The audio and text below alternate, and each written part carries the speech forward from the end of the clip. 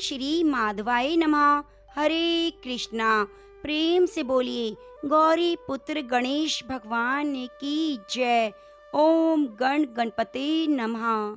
आप सभी भक्तों का दिन शुभ और मंगलमय हो। प्रिय भक्तों, आज बैसाख मास की कथा बड़ी ही पुण्यकारी है। इसमें बताया गया है कि भगवान भोलेनाथ को बम बम भोले कैसे कहा जाने लगा। आप सभी का दिल से धन्यवाद कि आप कथाओं को बड़ी ही श्रद्धा पूर्वक सुन रहे हैं, लेकिन आप कमेंट करना भूल जाते हैं, तो कृपया कमेंट जरूर कीजिए। आपका एक एक कमेंट हमारे लिए बड़ा ही मूल्यवान है। आज हम बैसाख मास की इस दिव्य यात्रा के 8वें दिवस में प्रवेश कर चुके हैं। यह कोई साधारण दिन नहीं, बल्कि यह वह पल है जहाँ कथा अब केवल वाणी से ही नहीं, बल्कि हृदय की गहराइयों में उतरने लगती है। प्रिय भक्तों, पिछले 7 दिनों की तपस्या, श्रद्धा और सुनने की एकाग्रता अब एक नए स्तर पर पहुंच चुकी है और आज का दिन बताता है कि आप केवल रथ यात्री ही नहीं, बल्कि उस प्रभु पथ के यात्री बन चुके हैं जहां अंत में मिलती है अमृत की अनुभूति। और आज भी याद रखिए, यह रथ छोड़ने का समय नहीं, क्योंकि यह कथा अब अपने विशेष सोपानों की ओर बढ़ रही है। यह वही अवस्था है जहाँ साधक को ईश्वर की झलक मिलने लगती है, जहाँ जीवन के सारे भ्रम धीरे धीरे मिटने लगते हैं। तो आइए दृढ़ निश्चय और निर्मल मन के साथ आज की पावन कथा के 8वें चरण का स्वागत करते हैं, जहाँ हर शब्द अब केवल श्रवण नहीं, बल्कि आत्मा के साथ एकाकार हो रहा है। ठाकुर जी के एक भक्त श्री त्रिलोचन जी वैश्य कुल में उत्पन्न हुए। वह बड़े ही वैष्णव भक्त थे, परंतु वे जैसी सेवा करना चाहते थे वैसी सेवा उनसे बन नहीं पाती थी, क्योंकि उनकी पत्नी के अलावा घर में और कोई भी सेवा में सहयोग करने वाला नहीं था। उनके मन में एक बड़ी अभिलाषा थी कि कोई एक नौकर मिल जाए जो साधुओं के मन की बात जानकर अच्छी तरह से उनकी खूब सेवा किया करे। अपने भक्त का मनोरथ पूर्ण करने के लिए एक दिन स्वयं भगवान ही नौकर का रूप धारण कर लेते हैं और श्री त्रिलोचन जी के द्वार पर आए। श्री त्रिलोचन जी ने घर से निकलते ही उन्हें देखा और उनसे पूछा, अजी आप कहाँ से पधारे हैं? मुझे तो लगता है कि आपके घर में माता पिता आदि कोई भी नहीं। नौकर रूपधारी भगवान कहने लगे, हाँ आप सच कहते हैं, मेरे माता पिता कोई भी नहीं। त्रिलोचन जी ने पूछा, क्या नौकरी करोगे? मुझे संतों की सेवा के लिए एक नौकर चाहिए। नौकर बने भगवान कहने लगे, अगर मेरे स्वभाव से मेरे स्वामी का स्वभाव मिल जाए तो मैं सेवा टहल कर सकता हूँ। श्री त्रिलोचन जी ने पूछा, आपके स्वभाव से औरों का मेल क्यों नहीं हो पाता? तब कहा, मैं 5-7 शेर अन्न नित्य खाया करता हूँ, इसी से लोग नाराज हो जाते हैं और मुझे रख नहीं पाते। उस नौकर ने फिर कहा, 4 वर्णों की रीतियों का मुझे ज्ञान है, सभी कर्मों को मैं अच्छी तरह से मन लगाकर कर लेता हूँ, उनमें किसी से भी सहायता नहीं लेना चाहता। रही बात भक्तों की सेवा टहल की, तो उसे तो करते करते मेरा जीवन ही बीता है और मेरा नाम अंतर्यामी है। मैं तो अब आपका ही दास हो गया हूँ। भक्त त्रिलोचन जी ने कहा, अब ठीक है, इच्छा अनुसार खूब भरपेट खाओ, किसी प्रकार का संकोच यहाँ मत करना। तुम्हें जितनी इच्छा हो तुम उतना भोजन पा सकते हो। इसके बाद भक्त त्रिलोचन जी ने अपनी पत्नी से कहा, सुनो, तुम इस अंतर्यामी को भोजन देते समय थोड़ी सी भी खिन्नता मन में मत लाना, नहीं तो यह कहीं भाग जाएगा। कभी मन में ऐसा मत सोचना कि ये खूब खाता है, क्योंकि फिर कभी ऐसा नौकर नहीं मिलेगा जो कुछ भी यह खाए, इसको खिलाओ। यह नित्य प्रति संत सेवा करेगा। श्री त्रिलोचन जी के यहाँ अनेक साधु संत नित्य प्रति आते रहते। संत सेवा अंतर्यामी को हृदय से प्रिय थी। संतों की इच्छा के अनुसार रुचि पूर्वक अंतर्यामी उनके पैर दबाते, सभी प्रकार से सेवा करते, उनको खुश रखते। इस प्रकार सेवा करते करते 13 महीने बीत गए।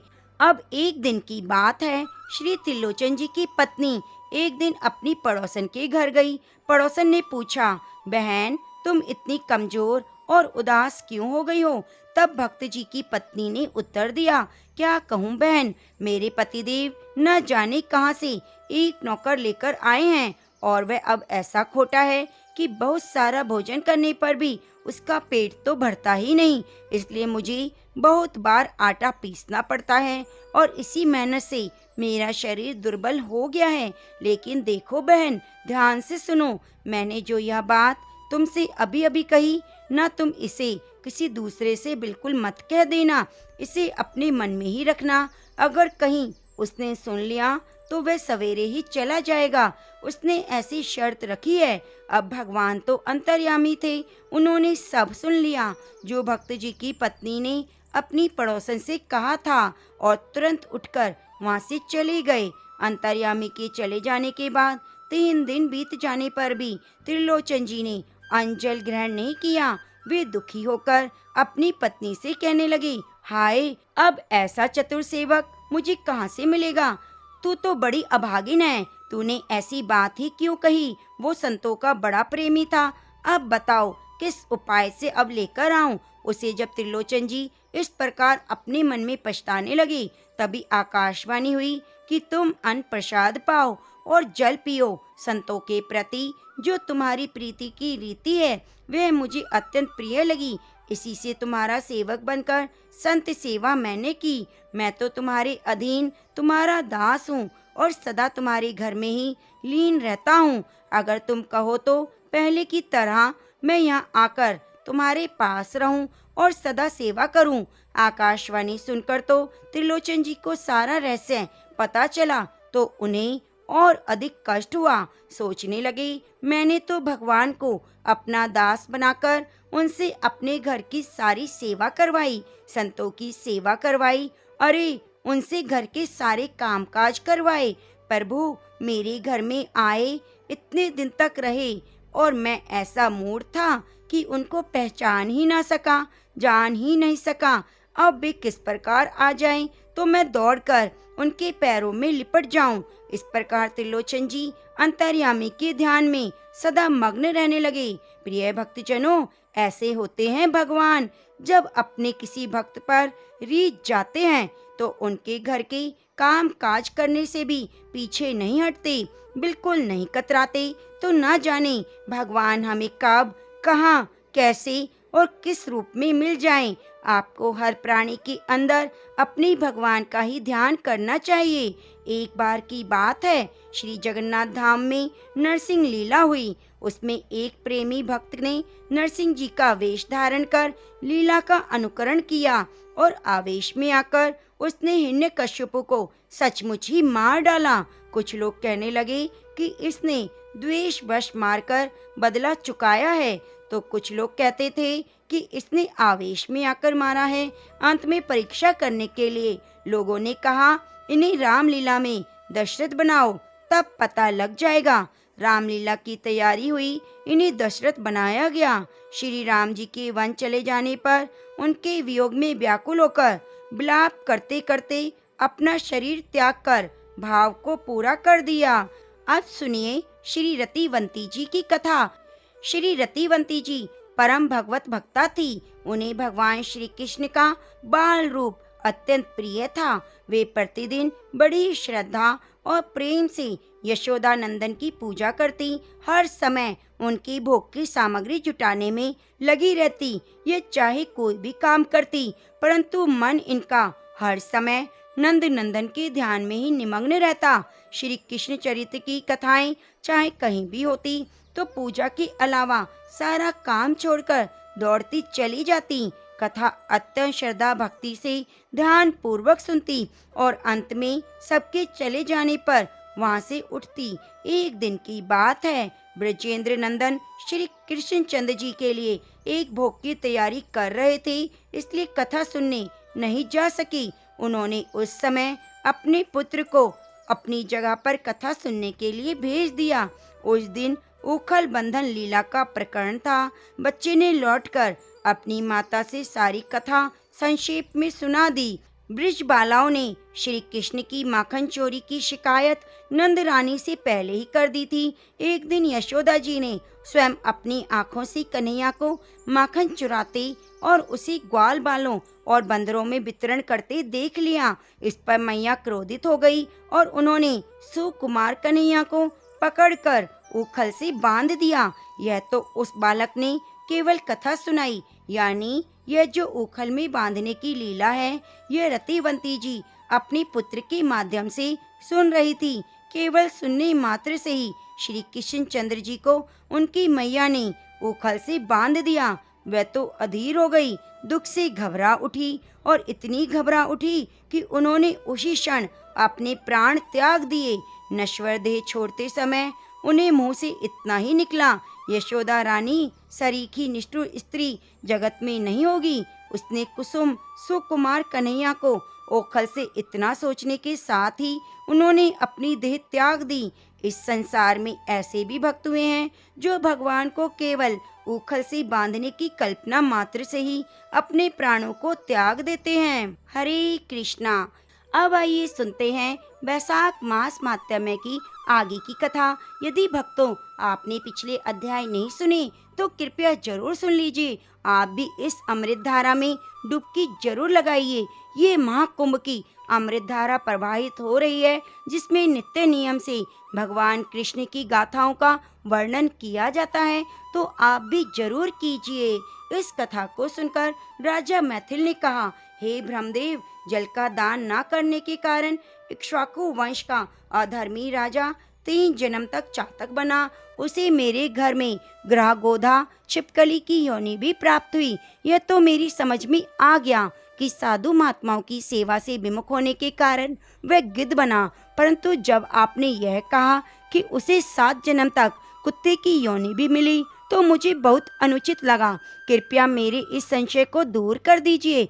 राजा के इस प्रश्न को सुनकर श्रुति देव जी बड़े प्रसन्न हुए। उनकी प्रशंसा करते हुए कहने लगे, हे नृप श्रेष्ठ, हे निष्पाप, तुमने जो प्रश्न किया है वह अत्यंत सुख देने वाला है। मैं तुम्हारे इस प्रश्न का समाधान करते हुए वे बातें बताऊंगा जो कभी कैलाश पर्वत के शिखर पर भगवान महादेव ने देवी पार्वती जी से कही थी। देवी पार्वती के प्रश्न करने पर भगवान महादेव जी बोले, हे प्रिय, सभी लोकों की रचना होने के बाद उनकी 2 प्रकार की स्थिति बनी, पारलौकिक और ऐहिक। हे महाभागे, जल सेवा, अन्न सेवा, औषधि सेवा इस लोक की स्थिति के हेतु होने के कारण ही ऐच्छिक है। परलोक की स्थिति के हेतु साधु सेवा, विष्णु सेवा और धर्म सेवा है। ऐहिक हेतुओं के करने से तत्काल धन संपत्ति की आदि की प्राप्ति होती है।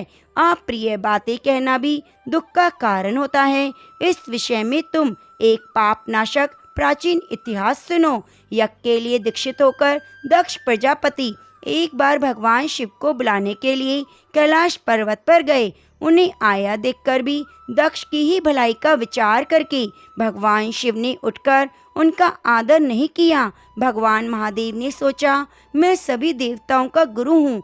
स्वामी यदि सेवक के लिए, पति यदि पत्नी के लिए, गुरु यदि शिष्य के लिए आसन छोड़कर आदर दिखाते हैं तो उनकी आयु, तेज, बल, धन, यश, पुरुषार्थ सभी नष्ट हो जाते हैं। इसलिए महादेव जी ने सोचा, यदि मैं अपने ससुर दक्ष के लिए आसन छोड़कर उठता हूँ तो उनकी हानि होगी।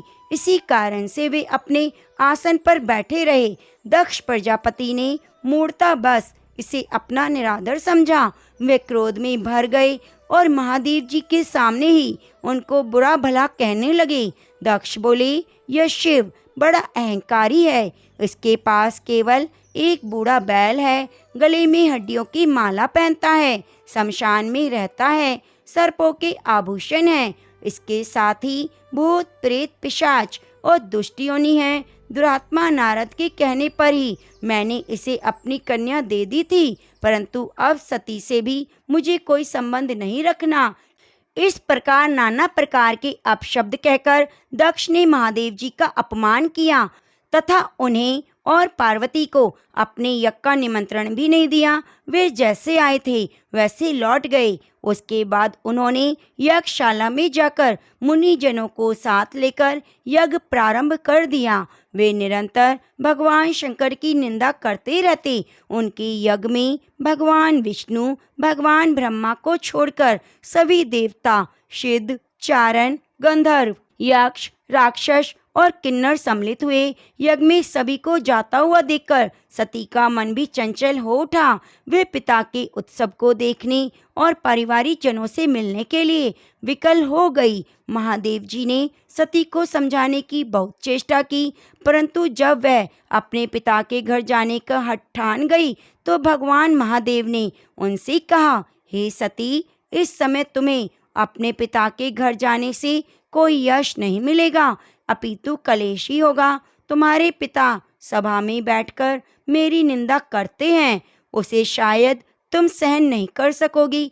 निश्चय ही तुम क्रोध में भरकर कुछ अनिष्ट कर बैठोगी। परंतु सती ने महादेव जी की बात को नहीं माना और वे पिता के घर के लिए चल पड़ी। महादेव जी ने नंदी को सवारी के लिए भेज दिया और रक्षा के लिए अपने करोड़ों भूत प्रेत आदि गण भी उनके साथ भेज दिए। जब सती पिता के घर पहुंची तो उनका किसी ने कोई स्वागत नहीं किया, अपितु उपेक्षा ही प्रदर्शित की। तब सती उदास होकर यज्ञशाला में गई। वहां सती को सभी ने देखा, परंतु किसी ने उनसे बात तक नहीं की। अपने पिता के भाव को देखकर वे यह समझ गई कि वे उनसे रुष्ट हैं और इसी कारण उनका अपमान भी कर रहे हैं। सती ने भी यह देखा कि दक्ष ने यज्ञ में सभी देवताओं को आहुति दी, परंतु जब रुद्र को आहुति देने की बारी आई तो उन्हें छोड़ दिया गया और आगे की आहुति देने लगे। पति के इस अपमान को देखकर सती को बड़ा दुख हुआ। तब वे आंखों में आंसू भरकर पिता से बोली, हे पिता, आप मेरे जीवनदाता हैं, फिर भी शास्त्रों का मत है यदि बड़े कहीं त्रुटि करते हैं तो छोटों को उन्हें समझाना चाहिए। आप अपने से किसी बड़े को अपमानित करके कल्याण से नहीं रह सकेंगे। आपने रुद्र को आहुति नहीं दी। इस यज्ञशाला में उपस्थित ऋषि मुनि और महात्माओं ने भी आपकी दुष्ट बुद्धि को दूर करने का प्रयास नहीं किया। लगता है इस समय आप सभी से विधाता विमुख हो गए हैं। सती के इन शब्दों को सुनकर पूषा देवता दांत निकालकर हंसा और शुक्राचार्य मूछ और दाढ़ी फड़फड़ाकर मुस्कुराने लगा। दक्ष स्वयं भगवान शंकर की निंदा करने लगे। यह देखकर सती क्रोध से लाल हो गई। उन्होंने पति की निंदा सुनने के पाप से प्रायश्चित पाने हेतु यज्ञ कुंड में कूदकर अपने शरीर को जला डाला। उस समय सती को जलता हुआ देखकर शिवगण क्रोध में भर गए और चारों दिशाओं में हाहाकार मचने लगा। फिर सभी गण भागकर भगवान शिव जी के पास जा पहुँचे। उन्हें सती के प्राण त्याग की कथा कह सुनाई। तब भगवान शिव ने क्रोधित हो अपनी एक जटा को उखाड़कर पृथ्वी पर पटक दिया।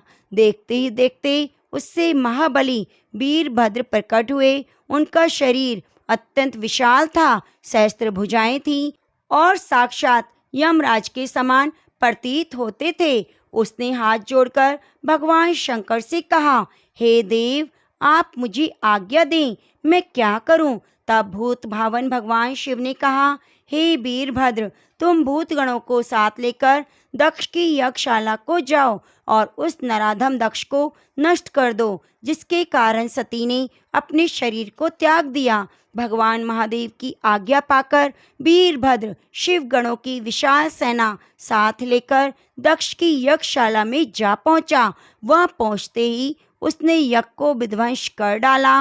वहां जो भी देवता, दैत्य, मनुष्य उपस्थित होते वे सबको मार मार कर यज्ञ कुंड में डाल दिया करता। पूषा के दांत उखाड़ डाले, भृगु की दाढ़ी मूछें नोच ली और जिस देवता या मुनि ने जिस प्रकार सती का निरादर किया उसकी वैसी ही गति की। फिर वीरभद्र ने दक्ष की चोटी पकड़कर उसे यज्ञशाला में चारों ओर घसीटते हुए बड़ी दारुण यातना पहुंचाई। उसके बाद दक्ष के उस सिर को, जिसकी रक्षा भृगु ने अपने मंत्र बल से करनी चाहिए थी, सभी के देखते देखते काट कर यज्ञ कुंड में डाल दी। तब शेष लोग अपनी प्राण की रक्षा के लिए वहां से भाग गए। इस प्रकार दक्ष यज्ञ को पूरी तरह विध्वंस करके वीरभद्र भगवान शिव के पास कैलाश पर्वत पर लौट गए। जो लोग उस समय भाग गए थे वे भगवान ब्रह्मा जी के पास पहुँचे। उन्होंने शिव गणों द्वारा दक्ष यज्ञ के विध्वंस की सारी कथा कह सुनाई। सब वृतांत सुनकर ब्रह्मा जी बोले, भगवान महादेव जी समस्त देवताओं के पूज्य हैं। दक्ष ने गर्भ में वशीभूत होकर उनका जो अपमान किया है उसका उसे दंड मिल चुका है। अब हम सबको चलकर भगवान शंकर जी का क्रोध शांत करना चाहिए, अन्यथा निश्चय ही प्रलय हो जाएगी। सर्व समर्थ भगवान शिव से विरोध करके कैसे जीवित रहा जा सकता है? इसलिए तुम लोग मेरी सम्मति मानकर भगवान शिव की शरण में चलो। तब ब्रह्मा जी को आगे करके सभी देवता कैलाश पर्वत पर जा पहुँचे। वहाँ सबने प्रार्थना करते हुए कहा, हे देवादिदेव महादेव, आप सभी देवताओं द्वारा पूजित हैं। आप ही समस्त सृष्टि के पालक और संहारक हैं। आपकी माया अपरंपार है। बड़े बड़े ऋषि मुनि देवता तक उसे नहीं जानते। आप सर्व समर्थ हैं। आप हमें अज्ञानी जानकर अभय करें। हे महादेव, हम आपकी शरण में आए हैं। देवताओं की इस प्रार्थना को सुनकर भगवान शिव का क्रोध शांत हुआ। तब ब्रह्मा जी के समझाने पर भगवान शिव ने सभी को अभय किया और यज्ञ मर्यादा की रक्षा करने के लिए स्वयं सभी देवताओं को साथ लेकर यज्ञशाला में जा पहुँचे। वह उन्होंने अपने गणों द्वारा मारे गए लोगों को जीवन दान दिया। दक्ष का सिर चूंकि अग्नि में जल गया था, इस कारण उसे जीवित करने की इच्छा से महादेव जी ने बलि के लिए लाए गए एक बकरे का सिर काटकर दक्ष के धड़ पर रख दिया। पुनर्जीवित हुए दक्ष ने भगवान शिव को प्रसन्न करने के लिए प्रार्थना की। बकरे का मुख होने के कारण वह बम बम मात्र ही कह रहा था। उस शब्द को सुनकर भगवान शिव प्रसन्न हो गए। उसी समय से भगवान शिव को प्रसन्न करने के लिए बम बम शब्द कहा जाता है। इस तरह सभी का कल्याण करके भगवान शिव ने अपनी उपस्थिति में ही दक्ष के उस यज्ञ को पूर्ण कराया। यज्ञ के समाप्त होने पर जब सब देवता अपने अपने घर चले गए, तब भगवान शिव नैष्ठिक व्रत धारण करके गंगा जी के तट पर स्थित एक पूर्णाग वृक्ष के नीचे तपस्या करने लगे। उधर दक्ष कन्या सती ने गिरिराज हिमालय की पत्नी मैनाक के गर्भ से पार्वती के रूप में जन्म लिया। वह कन्या धीरे धीरे हिमाचल के यहाँ बढ़ने लगी। उसी समय तारकासुर नामक एक महाबली दैत्य ने जन्म लेकर परमेष्ठी ब्रह्मा जी को प्रसन्न करने की इच्छा से घोर तपस्या की। उसकी तपस्या से प्रसन्न होकर ब्रह्मा जी ने वरदान दिया कि तुझे महादेव जी का पुत्र ही मार सकेगा। संसार में अन्य कोई देवता, दैत्य, मनुष्य नहीं मार सकता। इस वरदान को पाकर वह राक्षस बड़ा प्रसन्न हुआ और देवताओं को सताने लगा। उसने इंद्र को स्वर्ग से मार भगाया और स्वयं इंद्र बनकर स्वर्ग का सुख भोगने लगा। तब इंद्र सहित सभी देवता कांतिहीन होकर भगवान ब्रह्मा जी के पास गए और बोले, हे प्रभु, आपके दिए वर को प्राप्त कर तारकासुर महापराक्रमी हो गया है। उसने हम सभी को त्रस्त करके भगा दिया है। हम लोग उसके भय से अपने अपने स्थान से च्युत होकर छिपे फिर रहे हैं। उस समय ब्रह्मा जी ने उन्हें समझाते हुए कहा, हे देवताओं, यदि तुम तारकासुर से मुक्ति पाना चाहते हो तो मेरी बात ध्यान से सुनो। भगवान शिव की भार्या सती ने हिमाचल के घर पार्वती के रूप में जन्म ग्रहण किया है। भगवान शिव जी बहुत समय से तपस्या कर रहे हैं। तुम लोग कोई ऐसा उपाय करो जिससे भगवान शिव की समाधि भंग हो और वे पार्वती से विवाह कर लें। जब तक भगवान शिव का पार्वती से विवाह नहीं होता तुम्हारी दशा में सुधार नहीं हो सकेगा। तब देवराज इंद्र ने भगवान ब्रह्मा की बात मानकर देव गुरु बृहस्पति से सलाह करके नारद जी को हिमाचल के पास भेजा। नारद जी ने जाकर हिमालय को पार्वती के पूर्व जन्म का वृतांत सुनाया और कहा, हे राजन, तुम्हारी कन्या पूर्व जन्म में दक्ष कन्या सती थी। इसका विवाह भगवान महादेव जी के साथ करो, तभी सबका कल्याण होगा। फिर इंद्र ने कामदेव को बुलाकर भगवान शिव की समाधि भंग करने का आदेश दिया। तब कामदेव ने वन में जाकर असमय ही बसंत बहार फैला दी और जब पार्वती जी महादेव जी का पूजन करने वन में गई तो उसने काम बाण चलाकर भगवान शिव की तपस्या को खंडित कर दिया। समाधि भंग होने पर शिव जी ने पार्वती जी को अपने सामने देखा तो वे मोहित हो गए। उन्हें गोदी में बिठाकर कुछ कहने लगे। तभी उचित अवसर जानकर कामदेव ने एक तीक्ष्ण बाण और चलाया, जिसके लगते ही भगवान शिव का चित्त चंचल होने लगा। तब उन्होंने अपनी चारों ओर देखा तो एक वृक्ष पर बैठा हुआ कामदेव दिखाई दे गया। उस समय भगवान शिव जी ने अत्यंत क्रोधित होकर कामदेव को भस्म करने के लिए अपना तीसरा नेत्र खोला, जिससे तुरंत ही एक तीक्ष्ण अग्नि प्रकट हुई। कामदेव जलकर ढेर हो गया। वसंत और रति वहां से भाग गए। उस समय देवता अपने कार्य को सिद्ध हुआ समझकर प्रसन्न हुए। पार्वती भयभीत हुई, एक और खड़ी रही। तभी महादेव जी वहां से अंतर्ध्यान हो गए। इस प्रकार देवता अपने जिस हित की सिद्धि करना चाहते थे वे प्राप्त न हो सकी। जो साधु जनों के साथ दुष्टता करते हैं उनका यही हाल होता है। इसी तरह साधु जनों की सेवा न करने के कारण ही इक्ष्वाकु के पुत्र ने अनेकों कष्ट और निकृष्ट योनियों को भोगा। हे राजन, जो इस परम पुनीत वृत्तांत को पढ़ते हैं, सुनते हैं, वे निसंदेह जन्म मरण और जरा मृत्यु के चक्कर से मुक्त होकर दिव्य गति को प्राप्त करते हैं। भगवान शिव की यह पावन आख्यान मोक्ष को देने वाला है। तो प्रेम से बोलिए गौरी शंकर भगवान की जय। वैशाख मास की जय। प्रिय भक्तों, वैशाख मास का नवा अध्याय सुनने के लिए आप हमारे चैनल को सब्सक्राइब कर लीजिए और कृपया कमेंट बॉक्स में हरे कृष्णा जरूर लिखिए। इससे हमें कथा सुनाने के लिए उत्साह मिलता है। आपका एक एक कमेंट हमारे लिए मूल्यवान है। अब आइए सुनते हैं श्रीमद् भागवत गीता के चौथे अध्याय का महात्म्य। श्री भगवान कहते हैं, प्रिय, अब मैं चौथे अध्याय का महात्म्य बतलाता हूँ। सुनो। भागीरथी के तट पर वाराणसी नाम की एक पुरी है। वहाँ भगवान विश्वनाथ जी के मंदिर में भरत नाम के एक योगनिष्ठ महात्मा रहते थे, जो प्रतिदिन आत्मचिंतन में तत्पर हो आदर पूर्वक गीता के चौथे अध्याय का पाठ किया करते थे। उसके अभ्यास से उनका अंतःकरण निर्मल हो गया था। वे शीत उष्ण आदि द्वंद्वों से कभी व्यथित नहीं होते थे। एक समय की बात है, वे तपोधन नगर की सीमा में स्थित देवताओं का दर्शन करने की इच्छा से भ्रमण करते हुए नगर से बाहर निकल गए। वहां बेर के 2 वृक्ष थे। उन्हीं की जड़ में वे विश्राम करने लगे। एक वृक्ष की जड़ में उन्होंने अपना मस्तक रखा था और दूसरे वृक्ष के मूल में उनका एक पैर टिका हुआ था।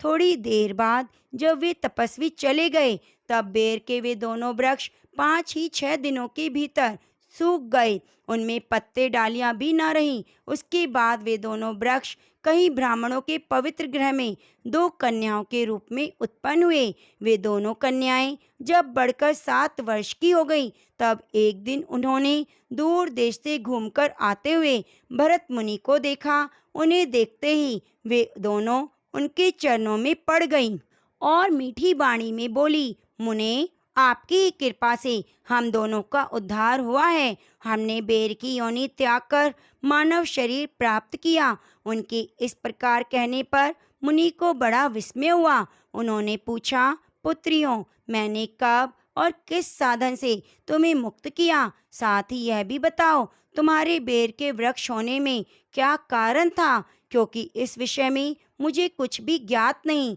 तब वे कन्याएं पहले उन्हें अपने बेर हो जाने के कारण बतलाती हुई बोली, मुने, गोदावरी नदी के तट पर छिन्न पाप नाम का एक उत्तम तीर्थ है जो मनुष्यों को पुण्य प्रदान करने वाला है। वे पावनता की चरम सीमा पर पहुंचा हुआ है। उस तीर्थ में सत्य तपा नाम की एक बड़ी पवित्र कठोर तपस्या कर रहे थे। वे ग्रीष्म ऋतु में प्रज्वलित अग्नियों के बीच में बैठते, वर्षा काल में जल की धाराओं से उनके मस्तक के बाल सदा भीगे रहते, जाड़े के समय में जल में निवास करने के कारण शरीर में हमेशा रोंगटे खड़े रहते, वे बाहर भीतर से सदा शुद्ध रहते, समय पर तपस्या करते, मन और इंद्रियों को संयम में रखते हुए परम शांति प्राप्त करके आत्मा में ही रमण करते थे।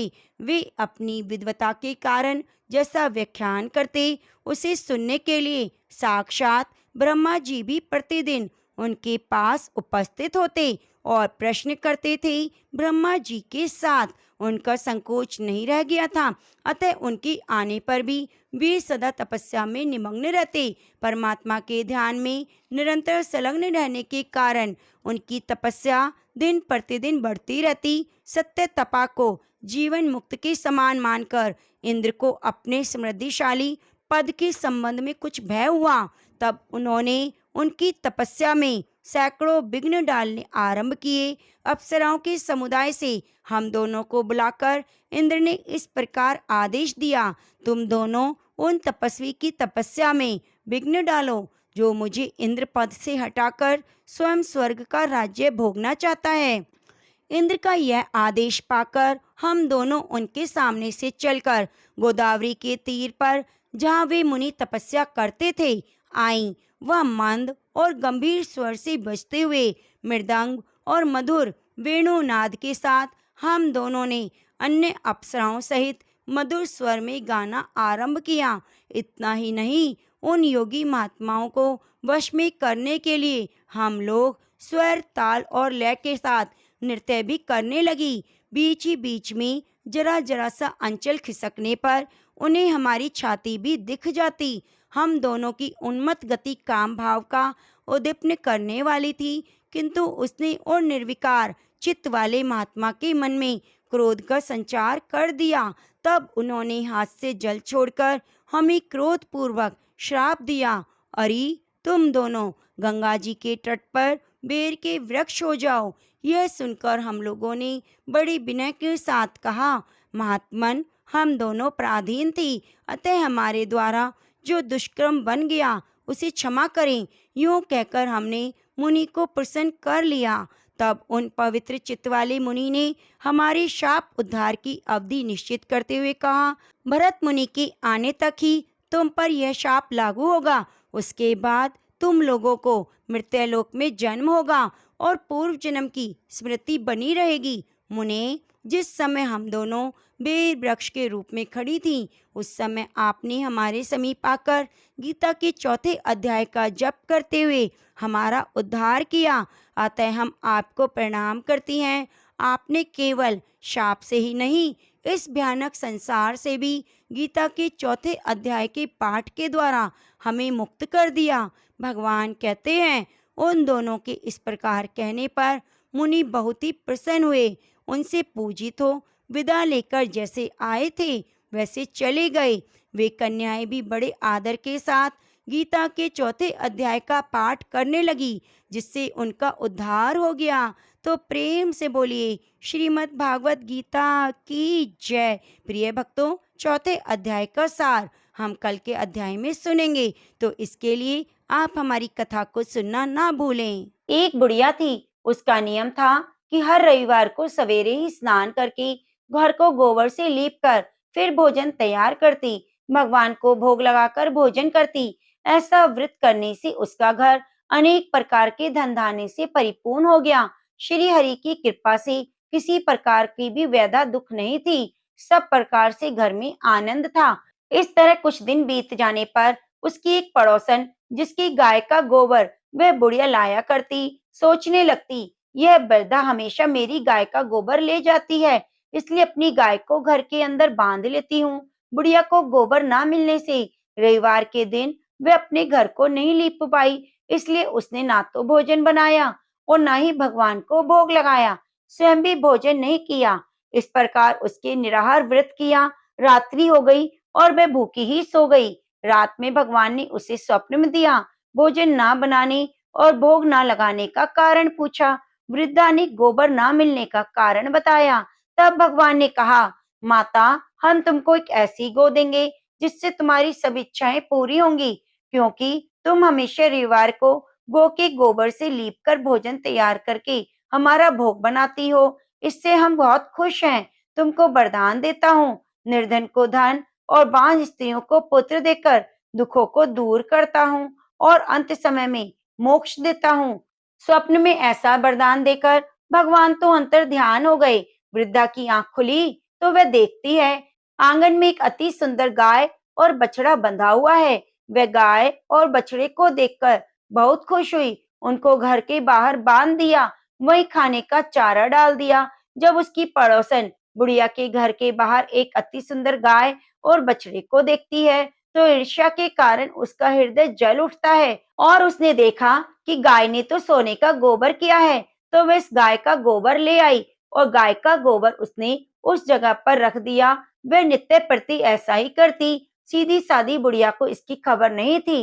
तब सर्वव्यापी ईश्वर ने सोचा, चालाक पड़ोसन के कर्म से बुढ़िया ठगी जा रही है, तो ईश्वर ने संध्या के समय अपनी माया से जोर की आंधी चला दी। बुढ़िया ने अंधेरी के भय से गऊ को भीतर बांध लिया।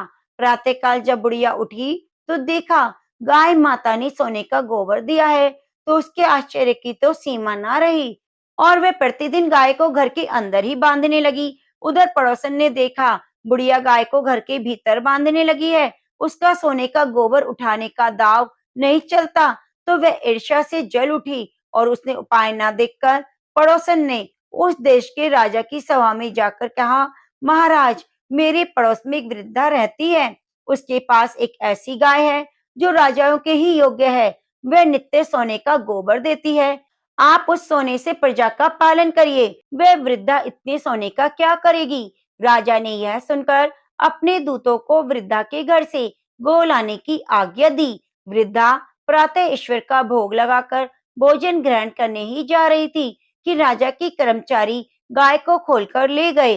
वृद्धा काफी रोई, किंतु कर्मचारियों ने कोई बात नहीं मानी। उस दिन वृद्धा गाय के वियोग में भोजन भी ना खा सकी और रात भर रोकर ईश्वर से गाय को पुनः पाने के लिए प्रार्थना करने लगी। उधर राजा गाय को देखकर बहुत प्रसन्न हुए, लेकिन सुबह ही जैसे उठे, सारा महल गोबर से भरा दिखाई देने लगा। राजा यह देखकर बहुत ही घबरा गए। भगवान ने रात्रि में राजा को स्वप्न में कहा, राजा, गाय वृद्धा को लौटा दो, उसी में तुम्हारा भला है। उसके रविवार के व्रत से प्रसन्न होकर मैंने उसे यह गाय दी थी। प्रातः होते ही राजा ने वृद्धा को बुलाकर बहुत से धन के साथ उसको गाय को और बछड़े को लौटा दिया और उसकी दुष्ट पड़ोसन को बुलाकर उसे उचित दंड दिया। इतना करने के बाद राजा के महल से गंदगी दूर हुई। उसी दिन से राजा ने नगर वासियों को आदेश दिया कि राज्य और उसकी समस्त मनोकामनाओं की पूर्ति के लिए रविवार का व्रत करें। रविवार का व्रत करने से नगर के सभी लोग सुख संपत्ति से परिपूर्ण हो गए और सारी प्रजा सुख से रहने लगी। हे सूर्यदेव भगवान, जैसा आपने उस बुढ़िया को दिया, वैसे इस कथा कहानी कहने सुनने वाले हुंकारा भरने वाले को देना। तो प्रेम से बोलिए, सूर्यदेव की जय। अब आइए सुनते हैं लपसी तपसी की कथा। कहते हैं कि लपसी तपसी की कथा हमें हर कथा कहानी में जरूर सुननी चाहिए। एक लपसी था, एक तपसी था। तपसी हमेशा भगवान की तपस्या में लीन रहता। लपसी रोजाना सवा सेर की लापसी बनाकर भगवान का भोग लगाकर जीम लेता था। एक दिन दोनों लड़ने लगे। तपसी बोला, मैं रोज भगवान की तपस्या करता हूँ, इसलिए मैं बड़ा हूँ। लपसी बोला, मैं रोज भगवान का सवा सेर लापसी का भोग लगाता हूँ, मैं बड़ा हूँ। नारद जी वहां से गुजर रहे थे। दोनों को लड़ता देखकर उनसे पूछने लगे, तुम क्यों लड़ रहे हो? तपसी ने खुद के बड़ा होने का कारण बताया और लपसी ने भी अपना कारण बताया। तो नारद जी बोले, तुम्हारा फैसला मैं कर दूंगा। दूसरे दिन लपसी तपसी नहाकर अपनी रोज की भक्ति करने आए। नारद जी ने छुपकर 1.25 करोड़ की एक एक अंगूठी दोनों के आगे रख दी।